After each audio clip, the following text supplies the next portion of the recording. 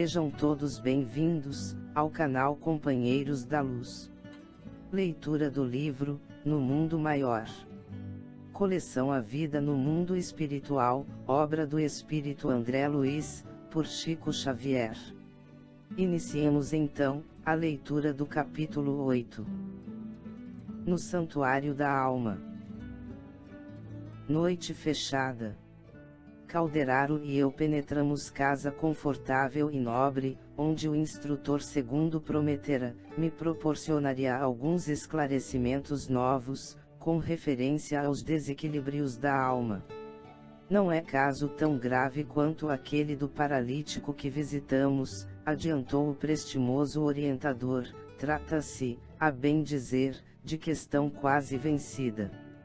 Há muito tempo assisto Marcelo com fluidos reconfortantes, e a sua situação é de triunfo integral.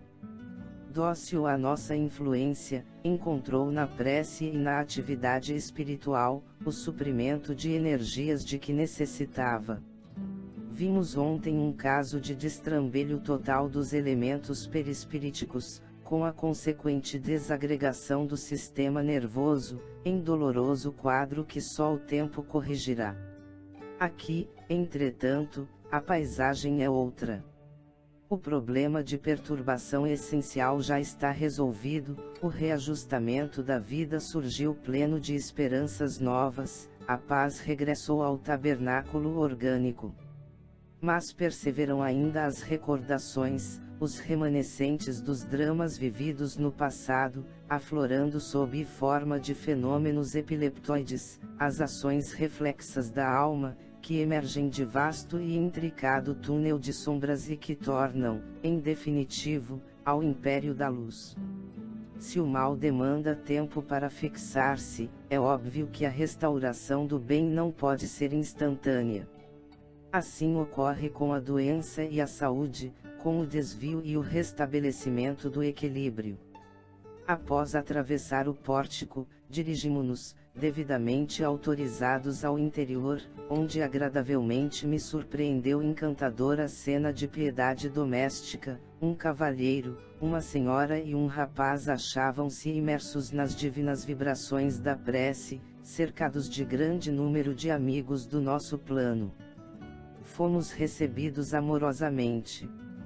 Convidou-me o orientador a colaborar nos trabalhos em curso, de vez que, com a valiosa cooperação daqueles 3 companheiros encarnados, se prestavam a irmãos recém-libertos da crosta reais auxílios, de modalidades várias.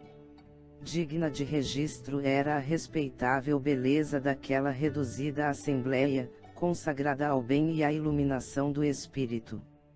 Admirando a harmonia daqueles 3 corações, unidos nos mesmos nobres pensamentos e propósitos, e que miríficos fios de luz entrelaçavam, o assistente amigo comentou com oportunidade. A família é uma reunião espiritual no tempo, e por isto mesmo, o lar é um santuário. Muitas vezes, sobretudo na Terra, vários de seus componentes se afastam da sintonia com os mais altos objetivos da vida. Todavia, quando 2 ou 3 de seus membros aprendem a grandeza das suas probabilidades de elevação, congregando-se intimamente para as realizações do Espírito Eterno, são de esperar maravilhosas edificações. Compreendi que o instrutor estimaria prestar-me outros esclarecimentos, ampliando a santificante concepção da família. Contudo, o serviço urgente não nos permitia mais longa palestra. O trabalho de socorro a irmãos sofredores prosseguiu ativo, em nosso lado. Terminado o concurso do trio familiar, com expressiva e comovedora oração, começou a retirada dos companheiros de nossa esfera, enquanto os amigos encarnados entravam em carinhosa conversação. O cavalheiro, com o sorriso feliz do trabalhador que bem cumpriu o dever, dirigiu-se aos circunstantes em voz alta. Graças a Deus, tudo normal. Encarando o rapaz com imensa ternura paternal, indagou. E você, Marcelo, continua bem? Oh, sem dúvida, respondeu o interpelado alegre. Estou maravilhado, papai, com os excelentes resultados que venho colhendo, em nossas reuniões das quintas-feiras. Tem voltado os ataques noturnos? Não, à proporção que me esforço no conhecimento das verdades divinas, cooperando com a minha própria vontade, no terreno da aplicação prática das lições recebidas, sinto que passo cada vez melhor, que me reforço intimamente, recuperando a saúde perdida. Reconheço também que, em me desinteressando da edificação espiritual, distraído da minha necessidade de elevação, voltam as perturbações com intensidade. Nessas fases nocivas, desperto alta noite com os membros cansados e doloridos, e assaltam-me evidentes sinais das convulsões, deixando-me longos momentos sem sentido. O jovem sorriu a esta sua singela confissão filial e prosseguiu. Felizmente, porém, agora que me consagro, zeloso e assíduo, à tarefa espiritualizante, reconheço que os passes de mamãe são mais eficientes. Estou mais receptivo e observo que a boa vontade é fator decisivo em meu bem-estar. Os ouvintes entreolharam-se contentes, e o entendimento íntimo continuou edificante, repleto de belas sugestões. O assistente, preparando-me o raciocínio, informou.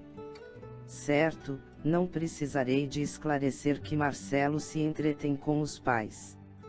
Possui outros irmãos que ainda não se afinam com a sagrada missão do casal. Ele, porém, é portador de sentimentos elevados e generosos. Tem, como quase todos nós, um passado intensamente vivido nas paixões e excessos da autoridade. Exerceu outrora, enorme poder de que não soube usar em sentido construtivo. Senhor de vigorosa inteligência, planou em altos níveis intelectuais, de onde nem sempre desceu para confortar ou socorrer. Portador de vários títulos honoríficos, muitas vezes os esqueceu, precipitando-se na vala comum dos caprichos criminosos. Impôs-se pelo absolutismo, e intensificou a lavra de espinhos que o dilacerariam mais tarde. Chegada a colheita de nefanda messe, experimentou sofrimentos atrozes. Inúmeras vítimas o esperavam além do sepulcro, e arremeteram contra ele. Entretanto, se errou clamorosamente, Marcelo, em muitas ocasiões, desejou ser bom e formou dedicações valiosas em torno de seu nome. Tais devotamentos, contudo, houveram que aguardar oportunidade por auxiliá-lo. Os inimigos eram massa compacta e gritavam furiosamente, invocando a justiça vulgar, retiveram-no longo tempo nas regiões inferiores, saciaram velhos propósitos de vingança, seviciando-lhe a organização perispiritual. Marcelo, em plena sombra da consciência, rogou, chorou e penitenciou-se vastos anos. Por mais que suplicasse e por muito que insistissem os elementos intercessórios, a ansiada libertação demorou muitíssimo, porque o remorso é sempre o ponto de sintonia entre o devedor e o credor, e o nosso amigo trazia a consciência fustigada de remorsos cruéis. Os desequilíbrios perispiríticos flagelaram-no, assim, logo que atravessou o pórtico do túmulo, obstinando-se anos a fio. Feito breve intervalo nas explicações, acrescentei curioso. Isso quer, então dizer, que o fenômeno epileptoide muito raramente ocorre por meras alterações no encéfalo, como sejam as que procedem de golpes na cabeça, elucidou o assistente, cortando-me a observação reticenciosa, e geralmente, é enfermidade da alma, independente do corpo físico, que apenas registra, nesse caso, as ações reflexas. Longe vai o tempo em que a razão admitia o paraíso ou o purgatório como simples regiões exteriores. Céu e inferno, em essência, são estados conscienciais, e se alguém agiu contra a lei, ver-se-á dentro de si mesmo em processo retificador, tanto tempo quanto seja necessário. Ante a realidade, portanto, somos compelidos a concluir que, se existem múltiplas enfermidades para as desarmonias do corpo, outras inúmeras há para os desvios da alma. O instrutor fez pausa curta, apontou para o rapaz e continuou. Mas, regressando às informações a respeito de Marcelo, cabe-me dizer-te que, pouco a pouco, esgotou ele as substâncias mais pesadas do fundo cálice de provas. Longos anos de desequilíbrio, em que as vítimas, tornadas em algozes, o abalaram com tremendas convulsões, através de choques e padecimentos inenarráveis, clarearam-lhe os horizontes internos, tendo nosso irmão afinal logrado entender-se com prestimoso e sábio orientador espiritual, a quem se liga desde remoto passado. Foi socorrido e amparado. Indagou, ansioso, por almas que lhe eram particularmente queridas, sendo-lhe cientificado que os seus laços mais fortes já se encontravam de novo na carne, em testemunhos e trabalhos dignificantes. Suplicou a reencarnação, prometeu aceitar compromissos de concurso espiritual na crosta, a fim de resgatar os enormes débitos, colaborando no bem e na evolução dos inimigos de outrora, e conseguiu a dádiva, apoiado por abnegado mentor que o estima de muitos séculos. Tornou à esfera carnal e reiniciou o aprendizado. Ultimamente renasceu estreitado em braços carinhosos, aos quais se sente vinculado no curso de várias existências vividas em comum. Agora, sinceramente aproveitando as bênçãos recebidas, desde os mais tenros anos, preocupa-se em reajustar as preciosas qualidades morais, caracteriza-se, desde menino, pela bondade e obediência, docilidade e ternura naturais. Passou a infância tranquilo, embora continuamente espreitado por antigos perseguidores invisíveis. Não se achava a eles atraído, em virtude do serviço regenerador a que se submetera, mas ao topar com algum dos adversários, nos minutos de parcial desprendimento propiciado pelo sono físico, sofria amargamente com as recordações. Tudo prosseguia sem novidades dignas de menção. Sob a vigilância dos pais e com o amparo dos benfeitores invisíveis, preparava-se o menino para os trabalhos futuros.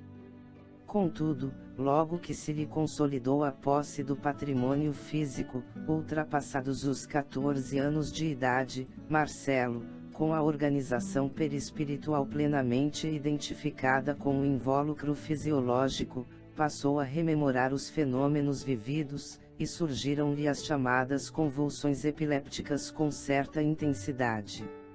O rapaz, todavia, encontrou imediatamente os antídotos necessários, refugiando-se na residência dos princípios nobres, isto é, na região mais alta da personalidade, pelo hábito da oração, pelo entendimento fraterno, pela prática do bem e pela espiritualidade superior.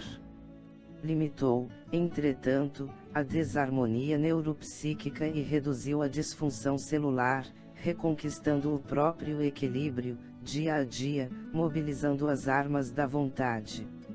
Nesse esforço, dentro do qual se fez extremamente simpático, recebeu vultosa colaboração de nossa esfera, aproveitando-a integralmente pela adesão criteriosa ao esforço construtivo do bem. Recebendo a luta com serenidade e paciência, instalou em si mesmo valiosas qualidades receptivas, favorecendo-nos o concurso e dispensando, por isso mesmo, a terapêutica dos hipnóticos ou dos choques, a qual, provocando estados anormais no organismo perispirítico, quase sempre nada consegue senão deslocar os males, sem os combater nas origens. O caso de Marcelo oferece por isto características valiosas. Atendendo às sugestões daqueles que o beneficiam, adaptando-se à realidade, vem sendo o médico de si mesmo, única fórmula em que o enfermo encontrará a própria cura. Nesse instante, o rapaz despedia-se delicadamente dos pais, retirando-se para o quarto particular, onde se recolheu ao leito, após abluir a mente em pensamentos de paz e de gratidão a Deus. Dentro de breves minutos afastava-se do veículo denso e vinha ter conosco, saudando Calderaro com especial carinho. O assistente apresentou-me, afável. Mostrava o jovem profunda lucidez.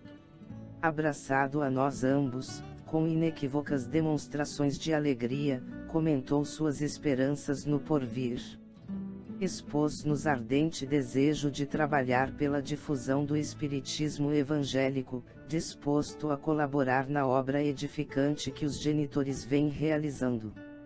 Referiu-se, para admiração minha, às atividades de nossa colônia espiritual, indagou das minhas impressões de nosso lar, seduzindo-me pela oportunidade de conceitos e pela beleza das apreciações inteligentes e espontâneas. Ia a conversa a meio, quando dois vultos sombrios cautelosamente se aproximaram de nós. Quem seriam, senão míseros transeuntes desencarnados? Inteiramente distraído, continuei nos comentários humildes, mas o estimado interlocutor perdeu visivelmente a calma. Qual se fora tocado no íntimo por forças perturbadoras, Marcelo empalideceu, levou a mão direita ao peito e arregalou os olhos desmesuradamente. Reparei que as ideias lhe baralhavam no cérebro perispiritual, que não conseguia ouvir-nos com tranquilidade, e desprendendo-se célere, de nossos braços, correu desabalado, retornando ao corpo. Quis detê-lo, penalizado, pois conosco estava perfeitamente sintonizado, algo mais forte que o conhecimento cordial, unia-me ao novo amigo, o que reconheci, desde o primeiro contato, não pude porém fazê-lo. Reteve-me Calderaro com vigor, e exclamou: "Deixa-o, André. Acompanhemo-lo. Não podemos esquecer que Marcelo não se encontra perfeitamente curado." Indicando as entidades provocadoras, a pequena distância, prosseguiu esclarecendo: "A simples reaproximação dos inimigos de outra época, altera-lhe as condições mentais. Receoso, aflito, teme o regresso à situação dolorosa em que se viu, há muitos anos, nas esferas inferiores, e busca apressado o corpo físico, à maneira de alguém que se socorre do único refúgio de que dispõe, em face da tempestade iminente. Os espíritos erradios baterão em retirada, e tornamos ao interior doméstico, onde encontramos o jovem tomado de contorções. Abracei-o, como se o fizesse a um filho querido. O ataque amainou, sem contudo cessar de todo. Ergui os olhos para o orientador, em muda interrogação. Por que tal distúrbio? A câmara de Marcelo permanecia isolada, quanto ao contato direto com as entidades inferiores. Permanecíamos os três em palestra edificante. Por que motivo a perturbação, se nos mantinhamos em salutar atmosfera de santificantes pensamentos?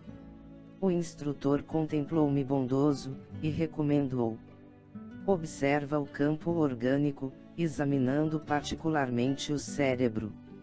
Notei que a luz habitual dos centros endócrinos empalidecera, persistindo somente a epífise a emitir raios anormais. No encéfalo o desequilíbrio era completo. Das zonas mais altas do cérebro partiam raios de luz mental, que, por assim dizer, bombardeavam a colmeia de células do córtex. Os vários centros motores, inclusive os da memória e da fala, jaziam desorganizados, inânimes. Esses raios anormais penetravam as camadas mais profundas do cerebelo, perturbando as vias do equilíbrio e destrambelhando a tensão muscular, determinavam estranhas transformações nos neurônios e imergiam no sistema nervoso cinzento, anulando a atividade das fibras. Via-se totalmente inibido o delicado aparelho encefálico. As zonas motoras, açoitadas pelas faíscas mentais, perdiam a ordem, a disciplina, o autodomínio, por fim cedendo, baldas de energia. Enquanto isso, Marcelo espírito contorcia-se de angústia, justaposto ao Marcelo forma, encarcerado na inconsciência orgânica, presa de convulsões que me confrangiam a alma. Após detido o exame, indaguei de Calderaro. Como explicar essa ocorrência? Afinal de contas, nosso amigo não se encontra aqui sob o guante dos perseguidores desencarnados, mas em nossa exclusiva companhia. O orientador, agora em ação de socorro magnético, interferia, restaurando o equilíbrio, recomendando-me aguardar alguns minutos. Em breve, dominou a desarmonia, envolvendo-lhe o campo mental em emissões fluídico-balsâmicas. O desastre não chegou a termo. Marcelo aquietou-se. Refez-se a atividade cerebral, qual praça em tumulto logo descongestionada. As células nervosas retomaram sua tarefa, normalizaram-se as vias do tráfego, o sistema endocrínico regressou à regularidade, as redes de estímulos restabeleceram os serviços costumeiros. Marcelo, desapontado e abatido, caiu em profundo sono, pois Calderaro entendeu conveniente proporcionar-lhe maior repouso, não lhe permitindo a retirada em corpo perispiritual nos primeiros minutos de paz que se sucederam à forte crise. Observando o rapaz, no conchego do leito, o instrutor fitou-me benévolo, e perguntou: "Lembras-te dos reflexos condicionados de Pavlov?" "Como não?"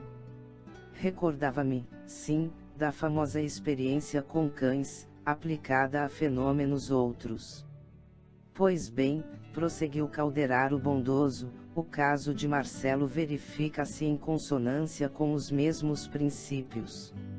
Em existências passadas, errou em múltiplos modos, e o remorso, imperiosa força a serviço da divina lei, guardou-lhe a consciência, qual sentinela vigilante, entregando-o aos seus inimigos nos planos inferiores, e conduzindo-o à colheita de espinhos que semeara, logo após a perda do vaso físico, num dos seus períodos mais intensos de queda espiritual. Em consequência de tais desvios, perambulou desequilibrado, de alma doente, exposto à dominação das antigas vítimas. Desarranjou os centros perispirituais, enfermando-os para muito tempo. Sustentado pelo socorro de um grande instrutor que intercedeu por ele, renasceu mais calmo, agora, para importante serviço de resgate. Todavia, a cooperação valiosa recebida do exterior não poderia transformar-lhe de modo visceral a situação íntima. Conservava-se desafogado dos impiedosos adversários, aos quais deveria ajudar doravante, contudo, o organismo perispirítico arquivava a lembrança fiel dos atritos experimentados fora do veículo denso.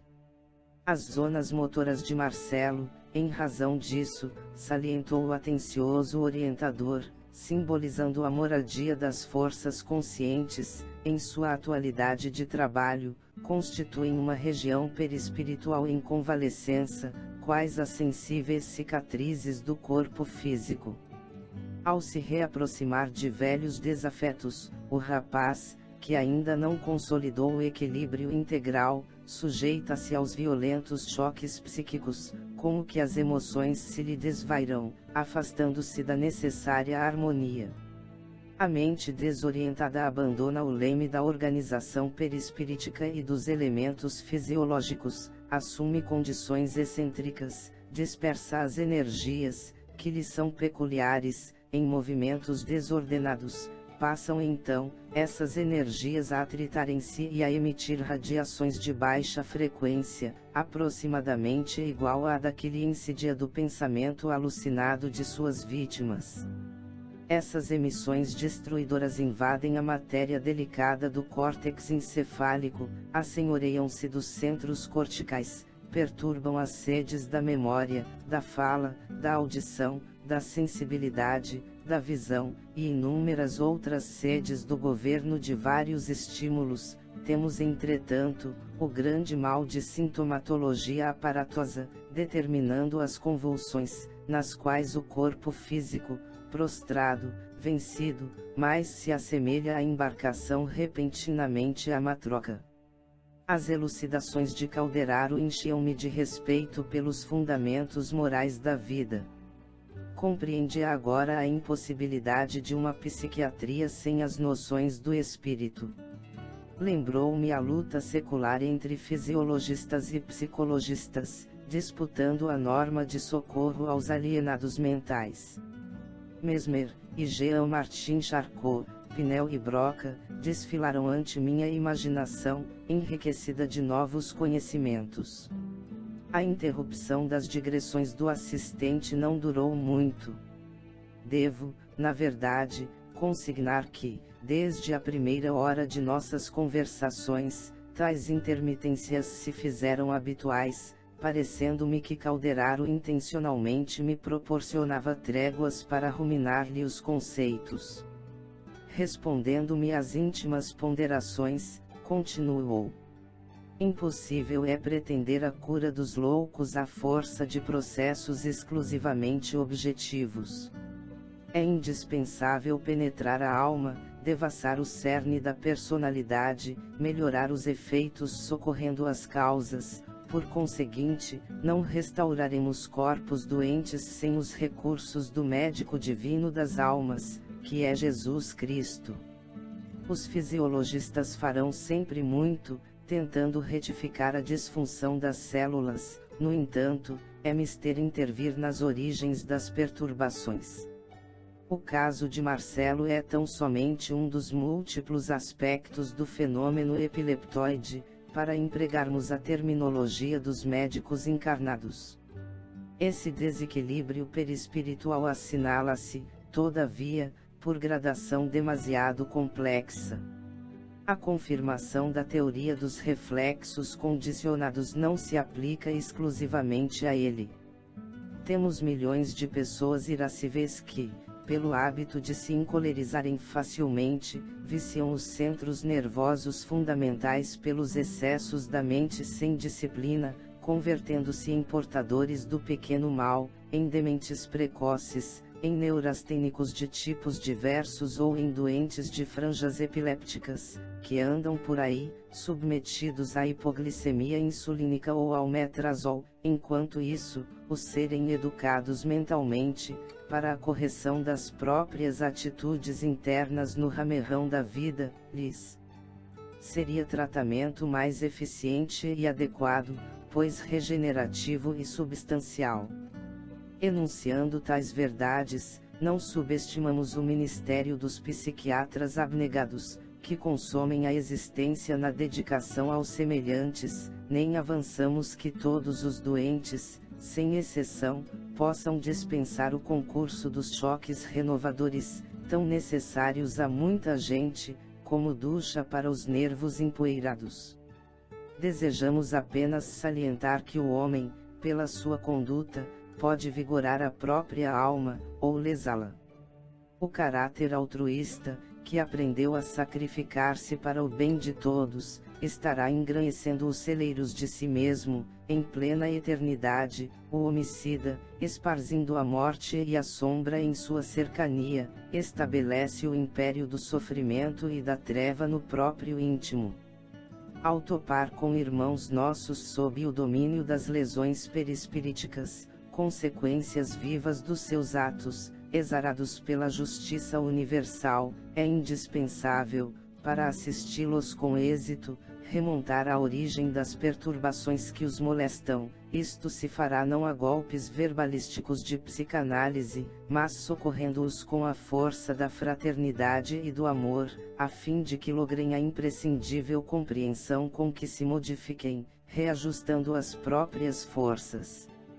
Nesse instante, observando que o Marcelo se reerguia, o instrutor interrompeu-se nas elucidações e convidou-o a vir ter conosco novamente. O rapaz abraçou-nos, comovido. Então, disse fitando humildemente Calderaro, fraquejei, e caí. Oh, não, exclamou o orientador afagando-o, não te sintas em queda. Estás ainda em tratamento, e não podemos esquecer a realidade. Teu esforço é admirável, entretanto, há que aguardar a contribuição do tempo. Sorriu e acentuou. Em épocas recuadas perdeste valioso ensejo de seguir na senda progressiva, a escorregar, a resvalar. Agora, é imprescindível retomar a subida cautelosamente. O pássaro de asas débeis não pode abusar do voo. O jovem cobrou esperanças novas, e contemplando Calderaro, reconhecidamente inquiriu. Acredita o meu benfeitor que deva optar pelo uso de hipnóticos?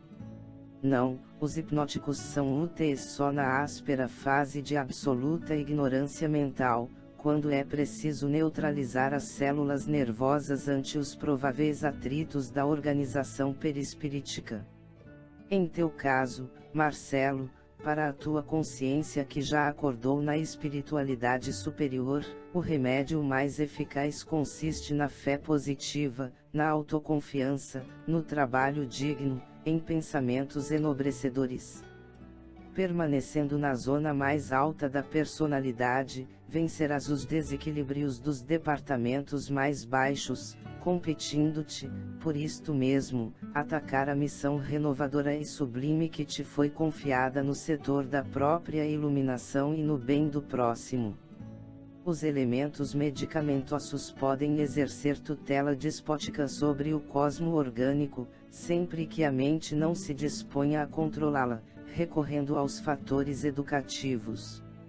O rapaz beijou-lhe as mãos enternecidamente, e Calderaro, ocultando a comoção, falou bem-humorado. Nada fizemos ainda por merecer o reconhecimento de qualquer criatura. Somos não mais do que trabalhadores imperfeitos em serviço, e o serviço é a maior força que nos põe de manifesto nossas próprias imperfeições. Todos temos um credor divino em Jesus, cuja infinita bondade não nos é lícito esquecer. E acariciando-lhe os cabelos, acentuou. Já lhe ouviste a palavra celestial, abandonando o mal, para que te não suceda coisa pior. Assim sendo, és agora feliz. Em verdade, somos presentemente felizes, porque nosso objetivo de hoje é a realização do reino de Deus, em nós, com o Cristo. Trabalhemos com Ele, por Ele e para Ele, curando nossos males para sempre. O jovem abraçou-se a nós, qual se fora um filho, de encontro aos nossos corações, e saímos juntos em agradável excursão de estudos, enquanto seu corpo físico repousava tranquilamente. Chegamos ao final deste capítulo. Não percam o próximo de número 9, Mediunidade. Muito obrigado, boa reflexão, que Jesus abençoe a todos.